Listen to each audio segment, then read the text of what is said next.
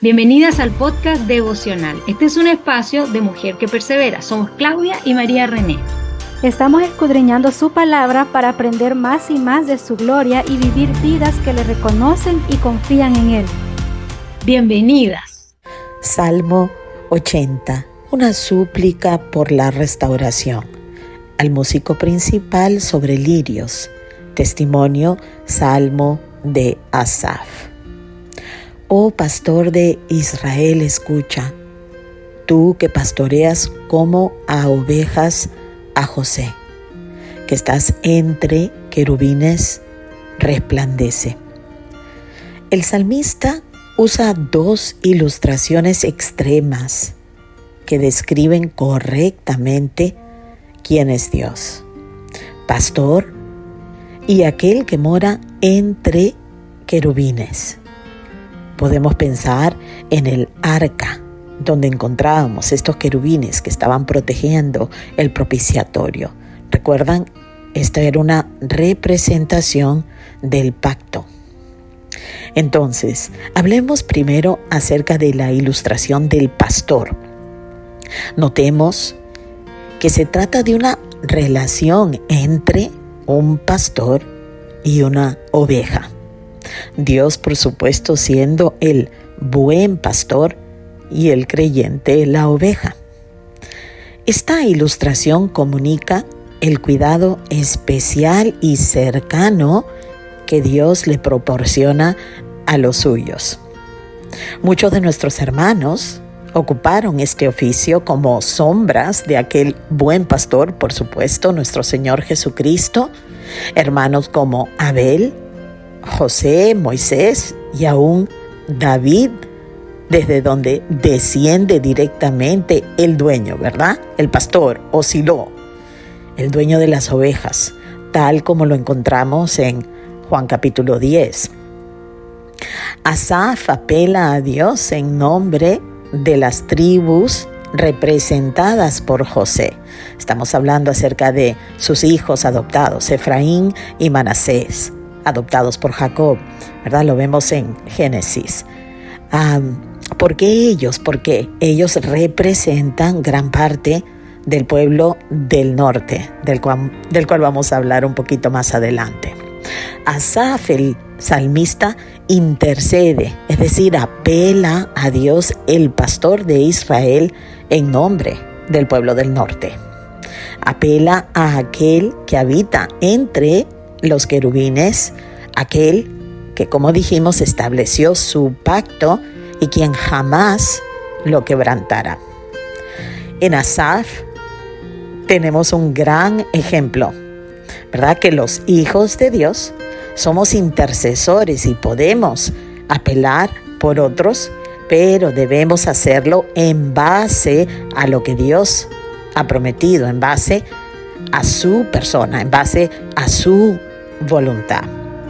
A esto mismo se refiere Jesús cuando dice que todo lo que pidamos al Padre en su nombre lo recibiremos. ¿Por qué? Porque todo lo que glorifica al Hijo glorifica también al Padre y el Padre lo concederá, ¿no es cierto? Entonces, hermanas, cuando nosotros pedimos algo, debemos ser conscientes de la voluntad de Dios y conscientes a quién nos estamos dirigiendo, porque no debemos pedir nada que va en contra de su voluntad, y la verdad es que no queremos que Dios nos vaya a conceder eso tampoco.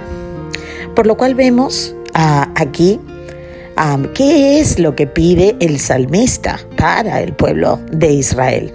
Y dice el versículo 2, despierta tu poder delante de Efraín, de Benjamín y de Manasés, y ven a salvarnos. Vemos que él pide el poder, pedir la fuerza, la protección de Dios, que Dios venga y lo saque, ¿verdad?, de los problemas. Vamos a ver.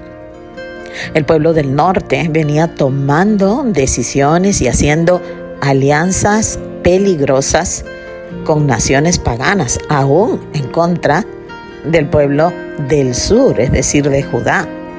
Ya ahora parece ser que las consecuencias se hacían evidentes. Entonces el salmista acude a Dios porque conoce, menos mal, de dónde viene el verdadero socorro. ¿Y tú conoces a Dios de quien viene el verdadero socorro? A 3 veces vamos a ver que el salmista apela a Dios y pide algo específico con gran significado. Lo vemos en el versículo 3, el 7 y el 19. Y dice: oh Dios, restáuranos, haz resplandecer tu rostro y seremos salvos. Bueno, la palabra restáuranos conlleva el hecho de que ha habido una condición inicial de bendición, y esto es lo que está pidiendo Asaf para el pueblo del norte. Asaf recuerda la bendición sacerdotal, aquella que Dios instituyó por medio de Moisés para el pueblo. La encontramos en Números capítulo 6, desde el versículo 22 al 27, y dice: Jehová habló a Moisés diciendo: habla a Aarón y a sus hijos, es decir, los sacerdotes, y diles: así bendeciréis a los hijos de Israel, diciéndoles: Jehová te bendiga y te guarde. Jehová haga resplandecer su rostro sobre ti y tenga de ti misericordia. Jehová alce sobre ti su rostro y ponga en ti paz. Y pondrán mi nombre sobre los hijos de Israel y yo los bendeciré. Oh, esto encapsula todo lo que Israel va a necesitar para llevar a cabo el propósito de Dios, la voluntad de Dios, ¿no?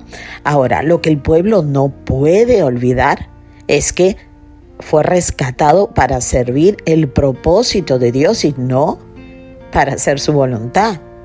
Israel es un pueblo santo, es decir, separado para el linaje del Mesías según la carne. Comunicaban también todo el plan de redención. Por supuesto que eran sombras que se cumplirían en el Hijo de David, ¿verdad? Nuestro Señor Jesucristo.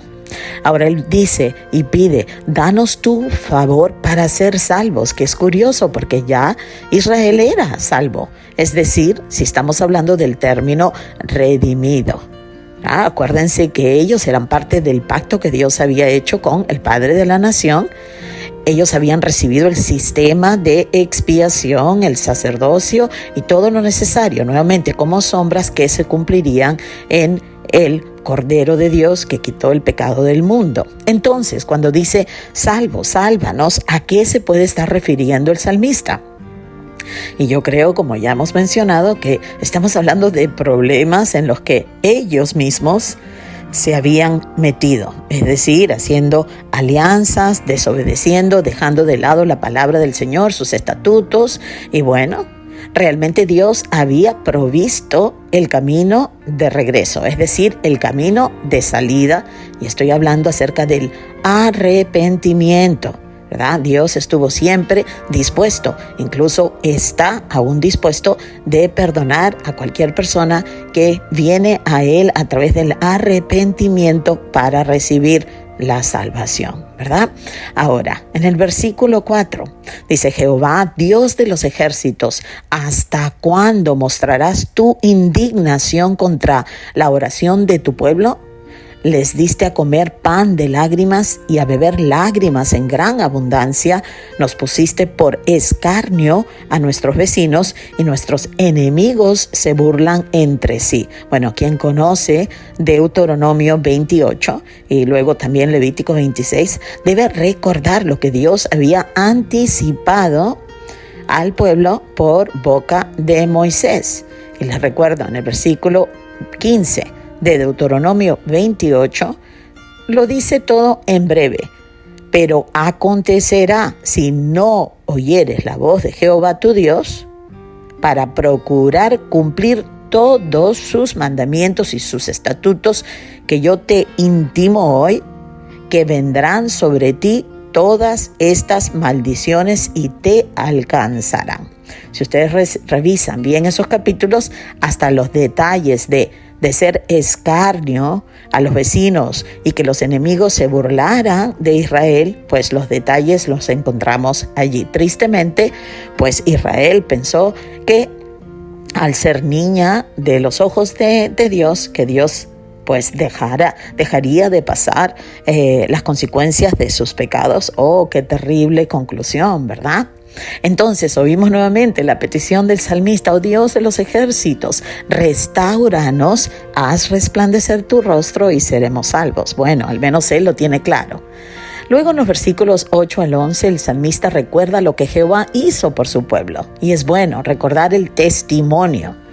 Ciertamente Israel fue quien recibió, ¿verdad?, el despliegue maravilloso de la misericordia de Dios al ser escogido, ¿no?